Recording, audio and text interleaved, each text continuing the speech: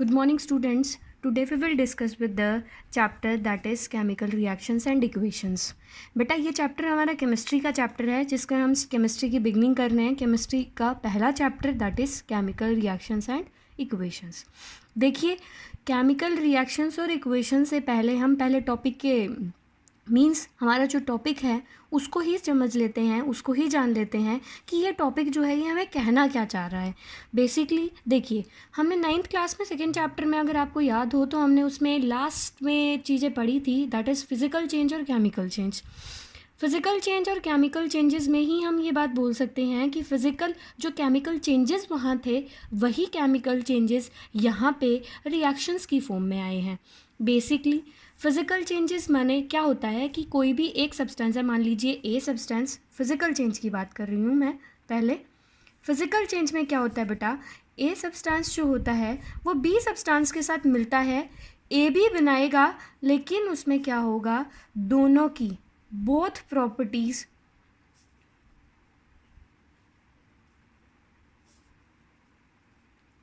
shown means mainly these are physically mixed और combined.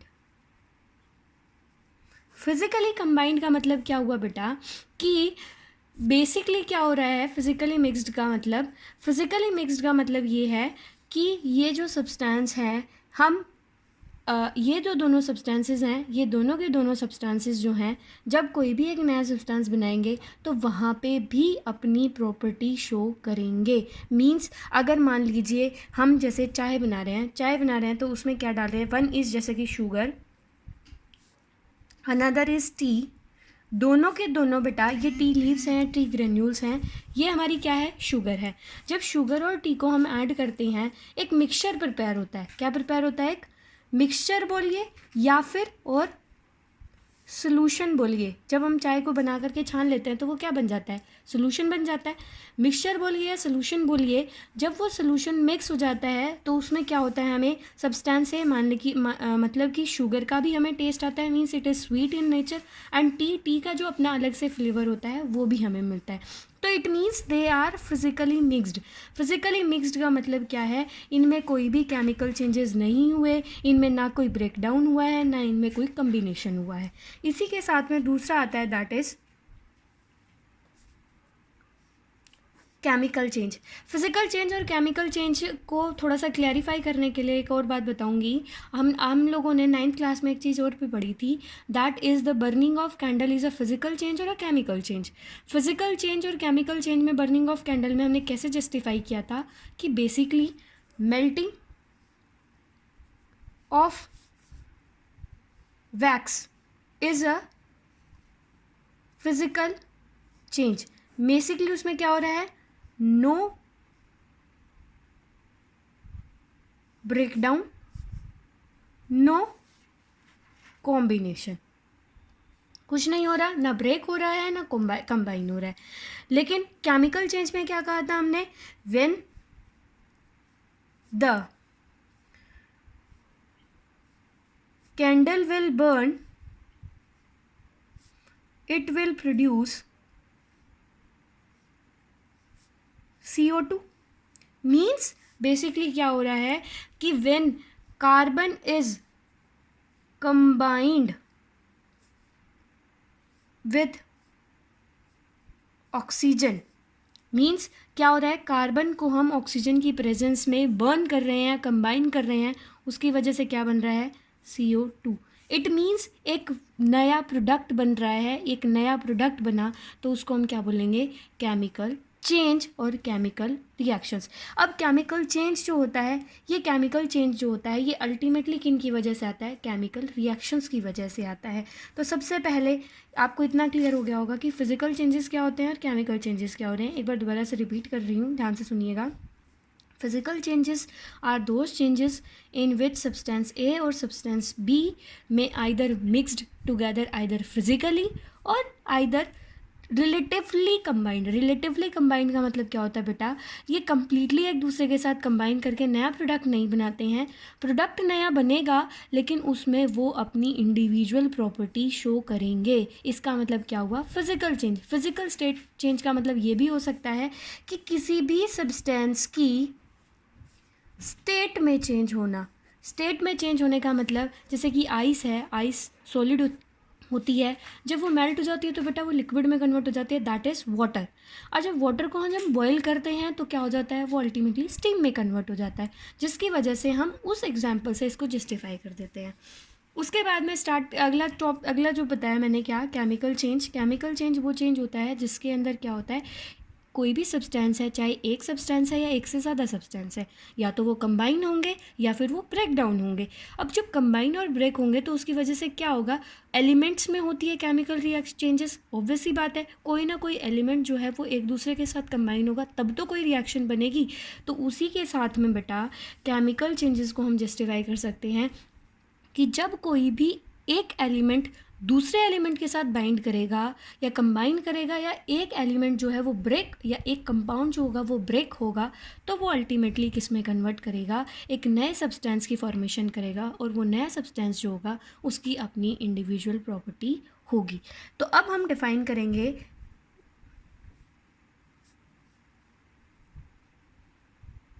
Chemical reactions. Chemical reactions are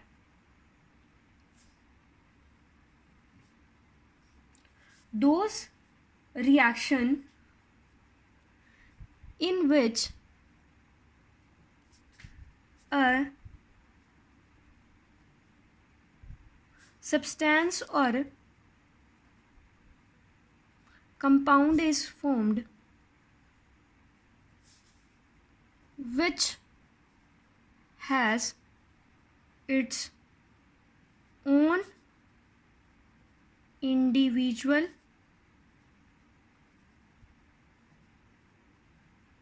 properties. इतना clear हुआ कि क्या chemical reactions are those reactions, basically chemical reactions are those reactions in which a new substance or a compound is formed which has its own individual properties. Its own individual properties का मतलब क्या है बेटा, उसकी खुद की properties होंगी, चाहे एक एलिमेंट कंबाइन हुआ हो, चाहे दो एलिमेंट या दो कंपाउंड जो है वो कंबाइन हुए हों, या दो कंपाउंड डिकम्पोज हुए हों, या फिर उनके अंदर कोई भी आयन का चेंज हुआ हो। नया जो सब्सटेंस बनेगा या नया जो सब्सटेंस बनेगा उसकी खुद की अपनी प्रॉपर्टी होगी। क्या आपको ये बात क्लियर हुई? चलेगा, इसके बाद में आगे टॉपिक स्टार्ट करते हैं। केमिकल रिएक्शंस के बारे में अगर आपको क्लियर हुआ होगा तो हम केमिकल रिएक्शंस को कैसे एग्जांपल्स के साथ में स्टडी कर सकते हैं। इसकी स्टडी के लिए सबसे पहले हम एग्जांपल लेते हैं। एग्जांपल नंबर 1, जैसे कि आपके एनसीईआरटी में एक्टिविटी के बिहाफ पे दे रखा है कि बेसिकली जब एक्टिविटी में आपको दिया है कि मैग्नीशियम रिबन के बारे में,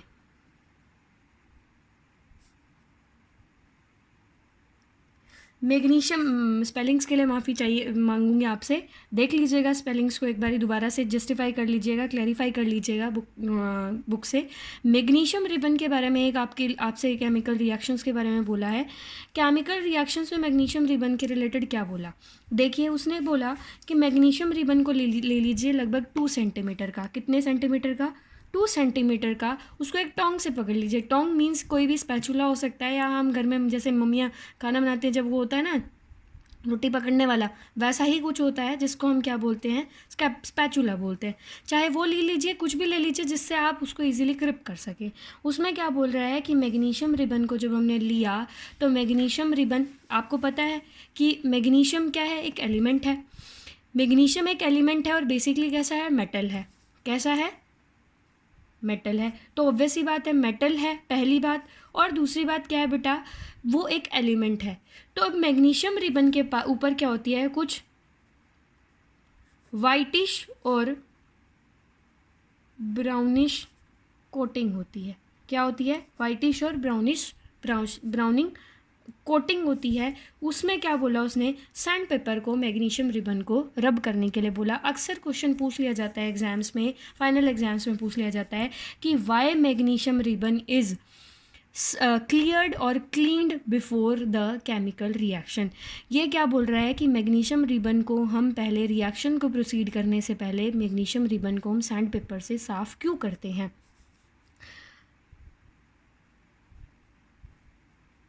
with paper means scrap of with sand paper का मतलब यहाँ क्या है कि scrap of sand paper means उसके ऊपर जो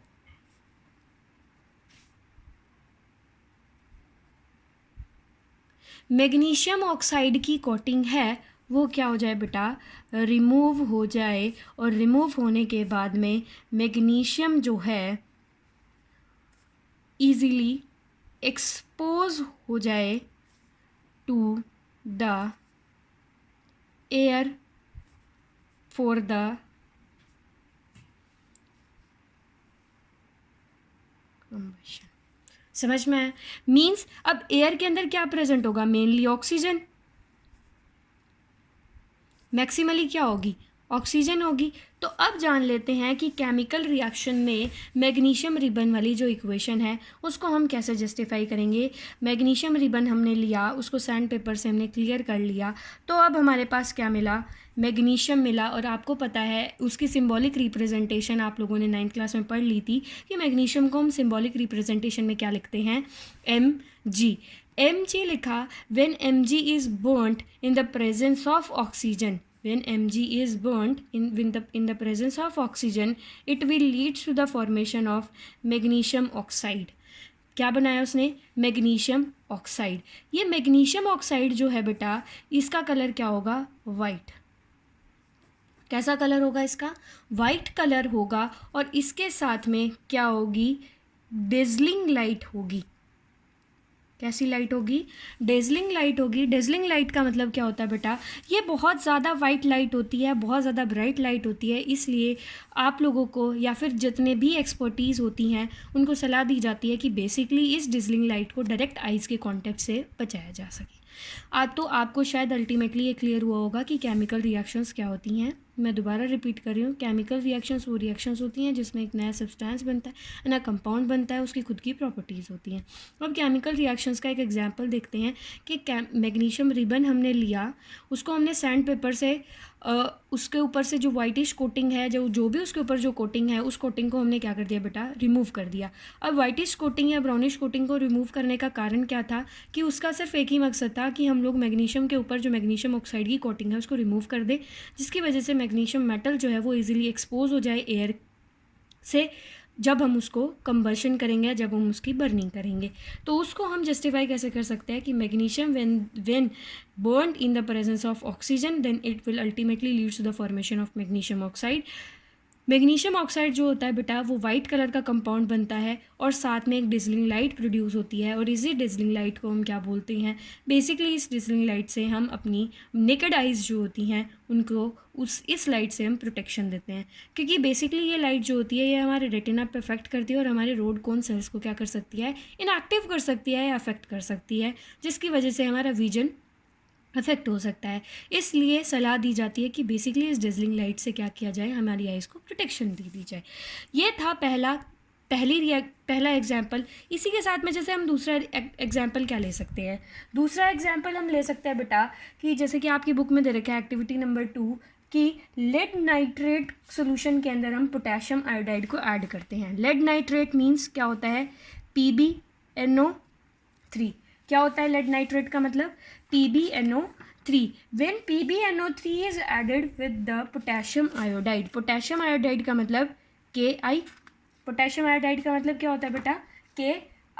जब कभी भी हम क्या करेंगे, PbNO3 को हम ऐड करेंगे पोटेशियम आयोडाइड के अंदर, तो वो अल्टीमेटली क्या फॉर्म करेगा बेटा, वो अल्टीमेटली फॉर्म करेगा लेड आयोडाइड। क्या करेगा, लेड आयोडाइड। लेड आयोडाइड जो होता है इसकी बजाय हम क्या लिख सकते हैं, lead nitrate when react with potassium iodide it will form potassium nitrate plus it will ultimately leads to the formation of potassium nitrate plus lead iodide. क्या बनाएगा बेटा? Potassium nitrate and lead nitrite. Basically जो हमारा potassium, basically जो हमारा क्या होता है, जो कलर, इसमें बेसिकली क्या हो रहा है, कलर चेंज से हमें आइडिया हो रहा है कि यहाँ पे केमिकल रिएक्शन से क्या हो रहा था, वाइट सब्सटेंस प्रोड्यूस हो रहा था, और वहीं पे क्या हो रहा है, यहाँ पे भी क्या होगा, जब हम लेड नाइट्रेट को पोटेशियम आयोडाइड के अंदर ऐड करेंगे तो उससे क्या होगा, पोटेशियम नाइट्रेट और लेड आयोडाइड बनेगा। और जो ये लेड,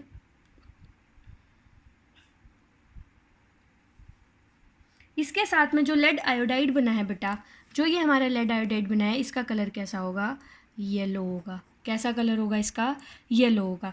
देख लीजिए, दोबारा ध्यान से सुन लीजिएगा, मैग्नीशियम रिबन वाला आपको क्लियर हो गया होगा। दूसरा बोल रही हूँ कि लेड नाइट्रेट को, यानी दूसरी एक्टिविटी का क्वेश्चन ले रहे हैं, पॉइंट ले रहे हैं, लेड नाइट्रेट को जब हम पोटेशियम आयोडाइड के साथ ऐड करेंगे तो क्या बनेगा, potassium nitrate as well as बेटा potassium lead iodide, sorry lead iodide जो होगा वो कैसे कलर का होगा, येलो कलर का होगा। मींस हमने ये भी जान लिया कि बेसिकली हम कलर्स के अकॉर्डिंग, स्मेल के अकॉर्डिंग, इवोल्यूशन ऑफ गैस के अकॉर्डिंग केमिकल रिएक्शंस को क्या कर सकते हैं, आइडेंटिफाई कर सकते हैं कि ये केमिकल चेंज हुआ या नहीं हुआ। इसी के साथ में एक तीसरा एग्जांपल और ले रही हूँ। एक्टिविटी में दे रखा है कि एक फ्लास्क लिया आप लोगों ने, कॉनिकल फ्लास्क के बारे में बोला है, कॉनिकल फ्लास्क लिया है जिसमें क्या लिया है, जिंक ग्रेन्यूल्स लिए हैं। अब जिंक ग्रेन्यूल्स के अंदर बेटा, जिंक ग्रेन्यूल्स का मतलब छोटे छोटे जिंक के टुकड़े। अब जिंक ग्रेन्यूल्स के अंदर बेटा क्या ऐड करा है इन्होंने,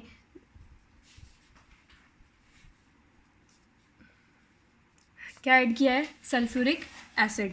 सल्फ्यूरिक एसिड ऐड करने का मतलब, सल्फ्यूरिक एसिड का फॉर्मूला क्या होता है, H2SO4। ये कैसा है, जिंक। जब बेटा जिंक को हम H2SO4 के साथ एक्सपोज करेंगे तो क्या बनाएगा, ZnSO4 प्लस H2 गैस। क्या होगा बेटा, ये गैस होगी। ये गैस होगी, इसका मतलब क्या हुआ कि इस गैस के इवोल्यूशन से हम अंदाज़ा लगा रहे हैं कि यहाँ पे भी कोई ना कोई केमिकल रिएक्शन हुई है। तो अब हम क्या बोल सकते हैं कि basically characteristics of chemical reactions are, characteristics क्या क्या हो सकती हैं केमिकल रिएक्शंस की, कैरेक्टरिस्टिक्स जो होती हैं बेटा वो क्या क्या हो सकती हैं। बेसिकली कैरेक्टरिस्टिक्स एक तो क्या हो सकता है कि स्टेट विल चेंज, किसी भी सब्सटेंस की अगर स्टेट चेंज होती है तो भी हम अंदाज़ा लगा सकते हैं कि यहाँ पे कोई ना कोई केमिकल रिएक्शन हुई है। दूसरा पॉइंट कैसे हो सकता है कि और क्या कैरेक्टरिस्टिक्स हो सकती है, change, colour change, colour change या चेंज इन कलर हो सकती है। तीसरा क्या हो सकता है, इवोल्यूशन ऑफ गैस, तीसरा क्या हो सकता है, इवोल्यूशन ऑफ गैस। और चौथा क्या हो सकता है बेटा, चेंज इन टेम्परेचर। क्या हो सकता है, चेंज इन टेम्परेचर। आप कहोगे मैम स्टेट का चेंज बताया आपने, कलर का चेंज आपने बताया, गैस का चेंज भी आपने बता दिया, अब टेम्परेचर के चेंज से मतलब क्या है। टेम्परेचर के चेंज से मतलब क्या बोल सकते हैं, मान लीजिए कोई भी रिएक्शन हो रही है, कोई भी रिएक्शन हो रही है, कभी कभी क्या होता है कि हम कोई भी सब्सटेंस ए और बी को जब मिक्स करते हैं, कभी कभी क्या होता है हम अगर टच करके देखते हैं बेटा तो वो कैसा हो जाता है, वार्म हो जाता है। मीन्स उसमें या तो हीट इवॉल्व हो रही है या हीट इवॉल्व हो रही है या इन्वॉल्व हो रही है। इवॉल्व का मतलब लिबरेट हो रही है, इन्वॉल्व का मतलब उन दोनों सब्सटेंस को कंबाइन करने के लिए हम एक्सटर्नल अमाउंट में हीट दे रहे हैं। तो उसमें भी क्या हो रहा है, अगर टेम्परेचर चेंज हो रहा है मीन्स किसी भी सब्सटेंस का जो पहले था उसके अलावा दूसरा चेंज अगर हो रहा है, उसके अंदर टेम्परेचर चेंज हो रहा है तो वो कैसा होगा, केमिकल रिएक्शन होगी। अब आप ये कहोगे मैम वाटर है जैसे कि, अब वाटर भी तो इवेपोरेशन के केस में भी तो वार्म ही होता है, तो उसमें केमिकल रिएक्शन क्यों नहीं होती। उसमें केमिकल रिएक्शन बेटा इसलिए नहीं होती, केमिकल रिएक्शन का मतलब क्या है, या तो कोई चीज़ जुड़े या कोई चीज़ टूटे, उसकी वजह से टेम्परेचर में बदलाव हुआ, उसको हम क्या बोलते हैं, change in temperature in chemical reactions. अगर फिजिकल चेंज के अंदर चेंज इन टेम्परेचर की बात करते हैं तो बात क्या आती है बेटा कि H2O, जैसे इवेपोरेशन के केस में क्या होता है, वाटर जो होता है वो लिक्विड होता है और वो किसके अंदर कन्वर्ट हो रहा है, स्टीम के अंदर कन्वर्ट हो रहा है। अभी भी कैसा है, H2O के ही तो वेपर्स हैं बेटा, उसमें कैसे वेपर्स हैं, H2O के ही वेपर्स हैं। इस वजह से कंफ्यूज मत होइएगा। चेंज इन टेम्परेचर की बात हम जब करेंगे, इसी चेंज इन टेम्परेचर के आप बहुत सारे केमिकल रिएक्शंस के एग्जांपल देखेंगे आगे जब मैं बताऊंगी कि जो एक्सोथर्मिक रिएक्शंस और एंडोथर्मिक रिएक्शंस होती हैं उसमें, ठीक है। तो प्लीज़ कंफ्यूज मत होइएगा। इसके बाद में बेटा हम इसका नेक्स्ट पॉइंट लेके चलते हैं, दैट इज़, अभी आपको ये क्लियर हो गया होगा केमिकल रिएक्शंस क्या होती हैं। केमिकल रिएक्शंस के बाद में हम बात कर रहे हैं केमिकल इक्वेशंस। केमिकल इक्वेशंस में हम क्लियर कर देंगे, केमिकल इक्वेशंस मीन्स जो भी केमिकल रिएक्शन है उसके बारे में हम लिखेंगे ना कि when magnesium ribbon is taken it is burned in the presence of oxygen then it will ultimately leads to the formation of magnesium oxide. Means देखिए ये बहुत लंबी स्टेटमेंट हो जाती है, वैसे हम जैसे कि वैसे रिप्रेजेंटेशन कैसे करते हैं, magnesium ribbon is burnt in the presence of oxygen or air, it will form magnesium oxide। बात आती है ये बेटा कि बोलने में तो सही है कि magnesium ribbon is burnt in the presence of oxygen और air it will form the magnesium oxide, लेकिन देखिए ये बहुत ज़्यादा लंबा सेंटेंस है। दूसरी बात क्या है, सेंटेंस के साथ में बेटा ये टाइम कंज्यूमिंग होता है, तो टाइम कंज्यूप्शन को हम रिड्यूस करने के लिए हम इनका क्या करते हैं, केमिकल रिएक्शंस का सिम्बॉलिक रिप्रेजेंटेशन करते हैं, उसी को हम क्या बोलते हैं, इक्वेशंस बोलते हैं। Means chemical equations are symbolic representation of the chemical reactions।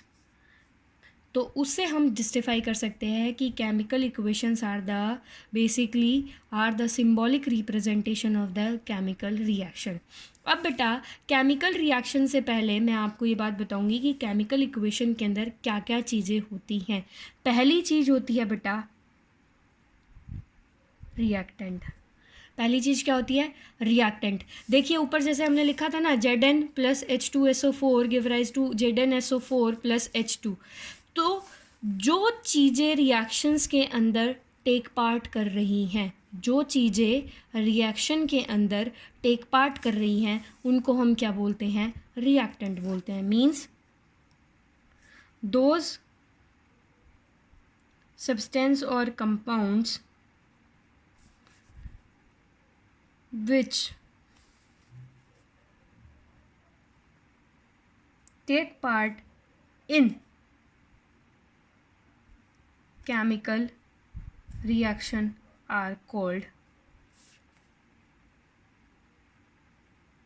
reactants। वो क्या होंगे बेटा, reactants होंगे।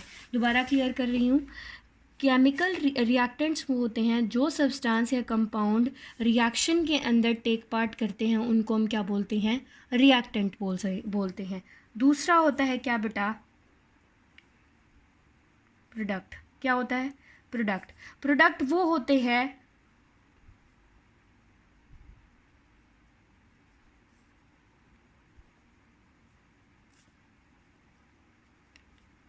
which are formed after the chemical reaction। समझ में आया क्या बोला, कि प्रोडक्ट वो सब्सटेंसेस या कंपाउंड होते हैं बेटा जो एक केमिकल रिएक्शन के बाद में बने हैं, उनको हम क्या बोलते हैं, प्रोडक्ट बोलते हैं। देखिए अब रिएक्टेंट को हम केमिकल इक्वेशन बताए ना, सिंबॉलिक रिप्रेजेंटेशन, तो उस रिप्रेजेंटेशन को लिखते कैसे, तो basically reactants they are always written on left hand side. Clear हो जाएगा क्या बोला, LHS means left hand side. दूसरा क्या है, प्रोडक्ट। प्रोडक्ट दे आर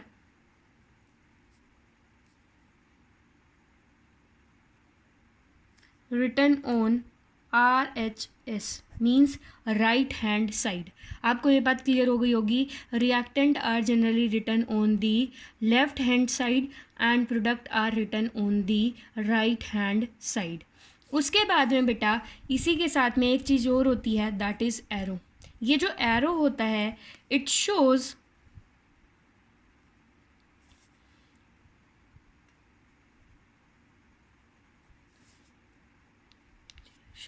ये क्या शो करता है बेटा, direction of the reaction. Direction of the reaction मतलब कि रिएक्शन जो है वो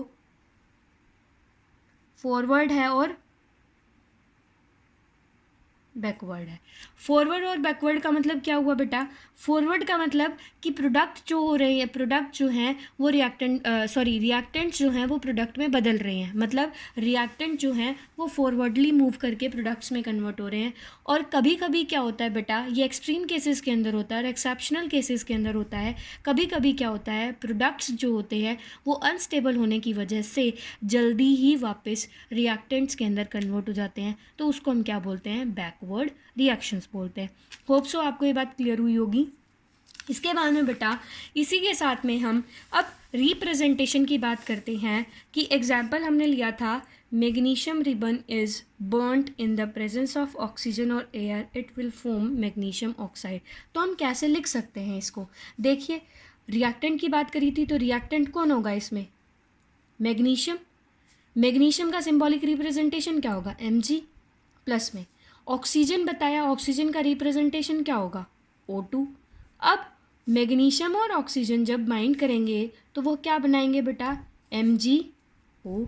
क्या बनाएंगे, MgO। ये बात मैं यहाँ क्लियर एक कर दूँ, जैसे कि Mg की आयनिक स्टेट क्या होती है, 2 पॉजिटिव, ऑक्सीजन पे क्या होता है 2 नेगेटिव, वैलेंसी एक्सचेंज होंगी, क्या बनेगा, MgO बनेगा। ये बात मैं बार बार आपको क्लियर नहीं करूँगी, प्लीज़ ये ध्यान दीजिएगा। 9th क्लास का अगर आपको फिर भी थोड़ा सा अगर आयंस के टाइंस के अंदर चार्जेस में प्रॉब्लम आ रही है तो एक बार आप 9th क्लास की बुक को उठा लीजिएगा। 3rd चैप्टर में जो टेबल है एक बार उसको क्लियर कर लेना, तो उससे कोई प्रॉब्लम नहीं आएगी आपको नए कंपाउंड बनाने में। शायद आपको ये बात समझ आई होगी। इसके बाद में हम जैसे कि मैग्नीशियम ऑक्साइड लिख रहे थे, तो ये मैग्नीशियम ऑक्साइड आपको क्लियर हुआ होगा कि कैसे बना है।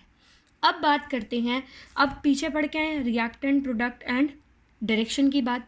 तो ये एरो क्या है, डायरेक्शन है, और ये डायरेक्शन क्या शो कर रहा है, फॉरवर्ड। क्या शो कर रहा है, फॉरवर्ड शो कर रहा है। ये हमारा क्या बना, प्रोडक्ट।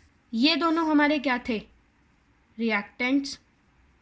और रिएक्टेंट्स जो हैं वो कहाँ लिखे हैं, LHS। प्रोडक्ट कहाँ लिखे हैं हमने, RHS।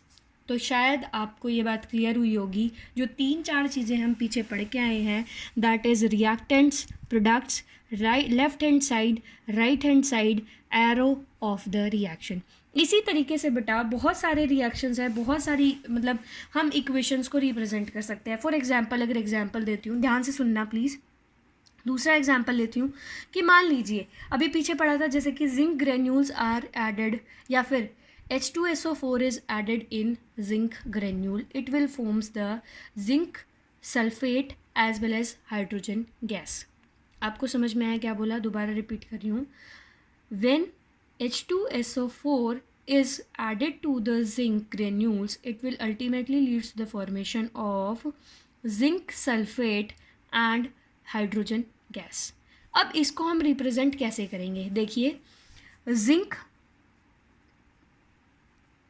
ग्रेन्यूल्स थे, उनको किसके साथ ऐड किया, H2SO4 यानी सल्फ्यूरिक एसिड के अंदर साथ ऐड किया बेटा, तो क्या बनाया, ZnSO4 प्लस में क्या लिबरेट हुई, H2 गैस। क्या आपको क्लियर हुआ। तो इस तरीके से हम क्या कर सकते हैं, किसी भी इक्वेशन का, किसी भी स्टेटमेंट की हम इक्वेशन बना सकते हैं।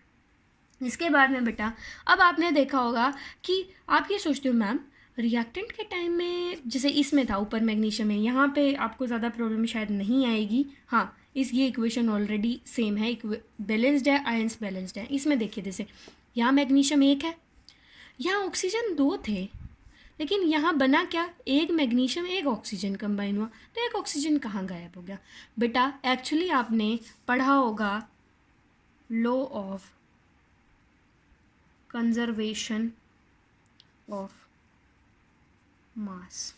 पढ़ा होगा, डाल्टन एटॉमिक थ्योरी से पहले पढ़ा था हमने कि 9th क्लास में कि law of conservation of mass ये क्या कहता है, mass can neither be created nor be destroyed but it can be transferred from one form to the another form. यही बोलता है हमारा law of conservation of mass. Law of conservation of mass के according इसी के लिए बेटा हमने क्या किया, बैलेंसिंग ऑफ केमिकल इक्वेशन। क्या निकाला, बैलेंसिंग ऑफ केमिकल इक्वेशन।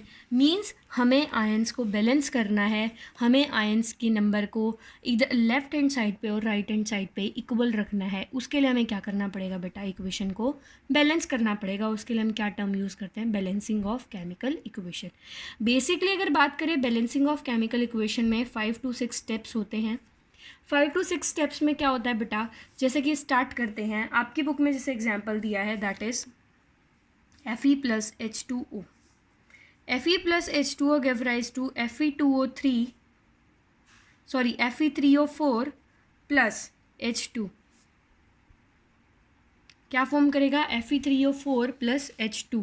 अब देखिए यहाँ पे एक आयरन है, यहाँ पे तो Fe का मतलब क्या होता है, आयरन। ये क्या है, वाटर। ये क्या है, इसको हम क्या बोल सकते हैं, फेरिक ऑक्साइड बोलेंगे, फेरस ऑक्साइड बोलेंगे, सोचो। फेरिक ऑक्साइड बोलेंगे, फेरस ऑक्साइड बोलेंगे, चलिए कोई बात नहीं, इसको हम क्या बोलेंगे बेटा, फेरस ऑक्साइड। क्या बोलेंगे इसको हम, फेरस ऑक्साइड। इसको हम क्या बोलेंगे बेटा, सॉरी Fe3 का मतलब होता है फेरिक।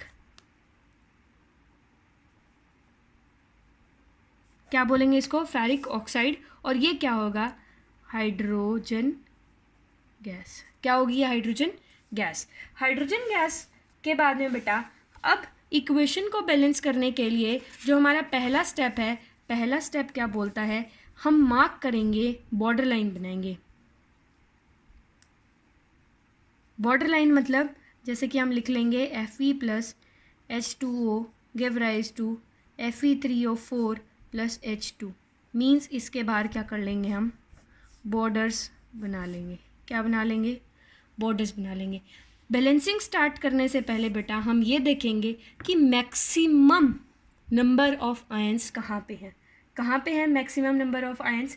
सबसे पहले बेटा अगर मैक्सिमम नंबर ऑफ आयंस की बात करते हैं तो मैक्सिमम नंबर ऑफ आयंस कहाँ पे प्रेजेंट है, ऑक्सीजन के पास। मैक्सिमम नंबर ऑफ ऑक्सीजन के पास है। तो देखिए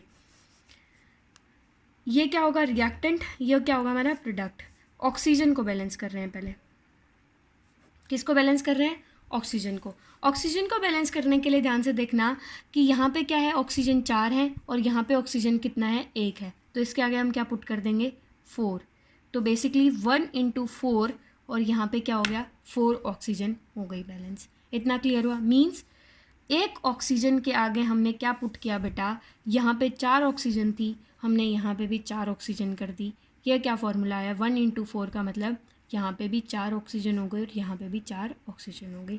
उसके बाद में बेटा दूसरा मैक्सिमम नंबर किसके पास है, Fe के पास। किसके पास है, Fe कितनी है बेटा, ध्यान से देखना। अगर Fe को देखोगे तो यहाँ कितनी है, 3 Fe है।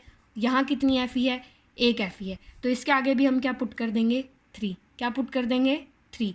तो क्या होगा, 1 × 3 और 3 हो गया बैलेंस। यहाँ पे भी = 3 आ जाएगा और यहाँ आ जाएगा 4। 4 इधर है, 4 इधर है, 3 इधर है, 3 इधर है। इतना क्लियर हुआ। अब देखिए क्या हुआ, हाइड्रोजन जो थी वो कितनी थी, 2। यहाँ हाइड्रोजन कितनी हो गई, 8। तो इसके आगे हम क्या पुट कर देंगे बेटा, 4। क्या पुट कर देंगे, 4। यहाँ पे हाइड्रोजन क्या थी, हाइड्रोजन की बात करें, यहाँ पे हाइड्रोजन कितनी थी, 8 थी। यहाँ हाइड्रोजन कितनी थी, 8। यहाँ पे कितनी होंगी, 4 × 2 करेंगे तो यहाँ पे कितनी हो जाएंगी, 8। कितनी हो जाएंगी, 8। तो इस वजह से हम यहाँ पुट क्या करेंगे बेटा, 4 करेंगे। तो अगर इसको हम लिखते हैं जैसे कि ऐसे, 3Fe + 4H2O give rise to Fe3O4 + 4H2। तो क्या हमारी ये इक्वेशन बैलेंस है, बिल्कुल है। देखिए ध्यान से काउंट कीजिएगा, 4 ऑक्सीजन है, 3 आयरन है, 8 हाइड्रोजन है। तो इसके साथ में हमारी इक्वेशन जो हो गई बेटा बैलेंस हो गई। इसके साथ में देखिए ज़्यादा मैंडेटरी नहीं होता है, स्टेप्स होते हैं। सबसे पहले पहला स्टेप जैसे ये था, दूसरा स्टेप ये हो गया, तीसरा स्टेप ये हो गया। पहले स्टेप में हमने बाउंड्री बनाई, दूसरे स्टेप में हमने मैक्सिमम नंबर वाले को किया, तीसरे में सेकेंड मैक्सिमम वाले को किया, चौथे स्टेप में हमने लीस्ट मैक्सिमम को किया और लास्ट में हमने बैलेंस इक्वेशन लिख दी। इसके साथ में क्या होता है, कभी कभी छठा स्टेप जो होता है ये भी इन्वॉल्व कर लिया जाता है। और छठे स्टेप में क्या होता है कि बेसिकली छठे स्टेप में हम उसकी स्टेट्स लिखते हैं। एक्वस स्टेट जब हम लिखते हैं तो मतलब वो सॉलिड था, सॉलिड के लिए हम क्या लिखते हैं, एस। क्या लिखते हैं, एस। लिक्विड, लिक्विड इस तरीके से हम लिक्विड लिखते हैं लिक्विड के लिए। और गैस के लिए हम लिखते हैं जी, गैस के लिए। कभी कभी बेटा आपने ऑब्जर्व किया होगा, कभी कभी सब्सटेंस के आगे क्या लिखा होता है, ए क्यू। ए क्यू का मतलब होता है एक्वस।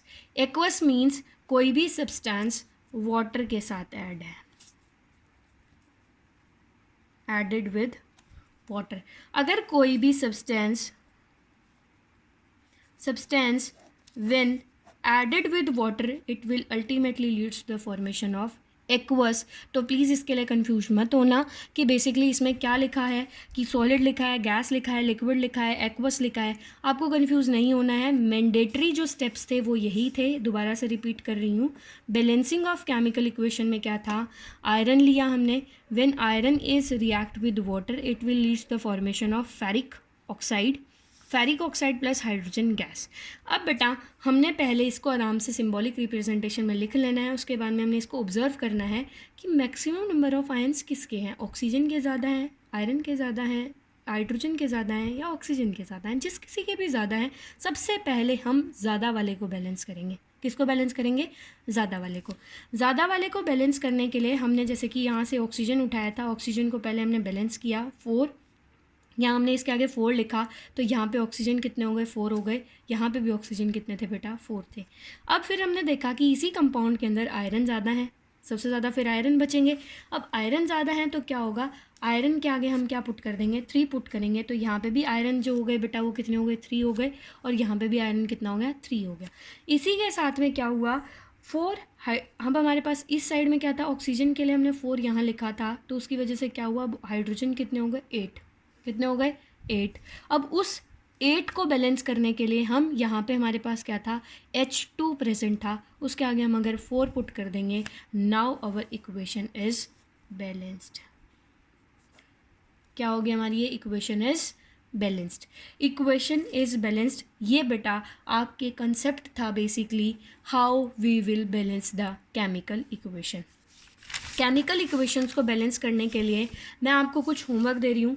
आप होमवर्क के लिए ट्राई ज़रूर करना कि मैम इसको बैलेंस हम कैसे करेंगे। एक एग्जाम्पल और ले लीजिए इसका, दूसरा एग्जाम्पल दे रही हूँ आपको। दूसरा एग्जाम्पल देने के बाद में मैं कुछ आपकी बुक में मार्क करा दूँगी कि वो वाली इक्वेशंस जो हैं प्लीज़ एक बार उनको ट्राई ज़रूर करना कि वो इक्वेशन बैलेंस हो रही हैं या नहीं हो रही।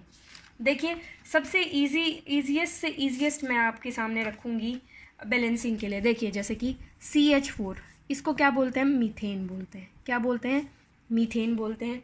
When ever methane is react with oxygen, methane को हम क्या करते हैं, ऑक्सीजन के साथ बेटा कंबस्ट करते हैं या बर्न करते हैं तो वो क्या फॉर्म करता है, CO2 प्लस H2O। क्या बनाया, CO2 प्लस H2O। शायद इन तीनों से आप रूबरू होंगे। इसको बोलते हैं हम ऑक्सीजन,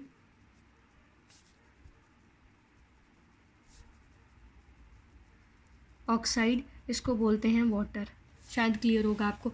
और ये ज़रूरी है कि आप जो भी इक्वेशन लिखें उसके नीचे जो भी आप सिंबल यूज़ करें उसके नीचे उसका एब्रीवेशन या फिर उसके कंपाउंड या एलिमेंट का नाम ज़रूर लिखें। इससे इफ़ेक्ट या इम्प्रेशन थोड़ा सा ठीक पड़ता है और एग्जामिनर को लगता है कि बेसिकली बच्चे को पूरा क्लियर है। बेटा ये क्लियरिटी की निशानी होती है तो इसलिए प्लीज़ इसको मेंशन करना। देखिए अब देखते हैं सबसे पहले हाइड्रोजन। इधर देखिए रिएक्टेंट और प्रोडक्ट में कुछ नहीं है, ये कुछ ज़रूरी नहीं है हम रिएक्टेंट से उठाएं हम प्रोडक्ट से उठाएं, कहीं से भी उठा लो, बस बैलेंस करने से मतलब है। यहाँ हाइड्रोजन कितने हैं, 4। सबसे पहले हमने क्या लिखना है, CH4 plus O2 give rise CO2 plus H2O। ये हुआ, इसको हमने क्या कर लिया, ब्रैकेट्स में कर लिया। ब्रैकेट्स में कर लिया। अब देखिए हाइड्रोजन कितने हैं यहाँ 4, वहाँ हाइड्रोजन कितने हैं 2। ये रिएक्टेंट की बात है, ये प्रोडक्ट की बात है। हम पहले किसकी बैलेंसिंग कर रहे हैं, हाइड्रोजन की।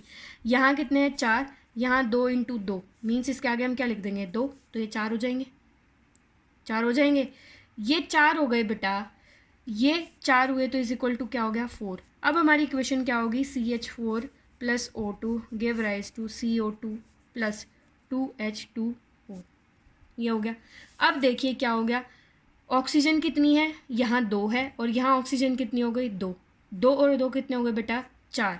रिएक्टेंट के अंदर हमारे पास ऑक्सीजन और प्रोडक्ट के अंदर हमारे पास, रिएक्टेंट के अंदर हमारे पास ऑक्सीजन कितनी है 2, प्रोडक्ट के अंदर कितनी है हमारी 2 + 2, तो इसको हम किससे 2 से मल्टीप्लाई कर देंगे, 4 हो जाएगा, और ये भी कितना हो गया 4, तो हम यहाँ क्या लिख देंगे 2। तो ये बेसिकली क्या हो गया। अब देखिए इसको हम थोड़ा सा ऑब्जर्व करते हैं, कार्बन यहाँ 1 है, यहाँ भी कार्बन 1 है, यहाँ हाइड्रोजन 4 हैं, यहाँ हाइड्रोजन कितने हैं बेटा, यहाँ हाइड्रोजन कितने हैं बेटा 4 हैं, यहाँ पे ऑक्सीजन कितने बेटा 4 हैं, यहाँ पे भी ऑक्सीजन कितने हैं 2 इसके पास है और 2 इसके पास है, तो कितने हो गए 4 हो गए। Now CH4 + 2O2 give rise to CO2 + 2H2O. This equation is balanced. This equation is balanced. Hope so आपको क्लास में समझ में आया होगा। फिर भी कोई डाउट है तो प्लीज़ नोट डाउन कर लीजिएगा। जब भी हमारी क्लासेस स्टार्ट होंगी या वापस से जब भी हमारा सेंटर रिकॉल होगा, दोबारा से हमारी लाइव क्लासेस चलेंगी, फेस टू फेस बातें होंगी, उसके बाद में उस टाइम पे मैं आपके डाउट्स क्लियर कर दूंगी। लेकिन होप सो आप एक बार स्टडी ज़रूर करिएगा, और जितने भी एक्सरसाइज में ब्लू क्वेश्चंस हैं रिलेटेड सिर्फ रिगार्डिंग जितना पढ़ाया अभी तक, उसके बाद में ब्लू क्वेश्चंस दिए हैं बेटा आपकी बुक में, उन ब्लू क्वेश्चंस को एक बार ज़रूर ट्राई करना। पेज नंबर बेसिकली है, बता दे रही हूँ मैं आपको, 1 मिनट खोल के। पेज नंबर हमारा जो एडिशन है उसमें पेज नंबर 6 है। क्या है, पेज नंबर 6 पे only blue questions, only blue questions only, सिर्फ इन्हीं को ट्राई करना है और किसी को ट्राई नहीं करना है। और उसमें भी शायद 3 ही पार्ट हैं, और 3 पार्ट में पहला क्वेश्चन एक why should a magnesium ribbon is clean before the burning in the air. दूसरा क्वेश्चन है बैलेंस करना है इक्वेशंस को, आपको इक्वेशन का मतलब पूरा एक स्टेटमेंट दिया है, उसके सिंबॉलिक रिप्रेजेंटेशन लिखनी है। और तीसरे में भी वही दिया है बेटा, पूरी स्टेटमेंट दी है, सिर्फ उसकी रिप्रेजेंटेशन करके उसको बैलेंस करना है। प्लीज़ ट्राई ज़रूर करिएगा, कोई इशू नहीं है। अगर फिर भी प्रॉब्लम आती है तो आप मुझसे पूछ लेना, ठीक है। Okay, thank you, take care and bye bye.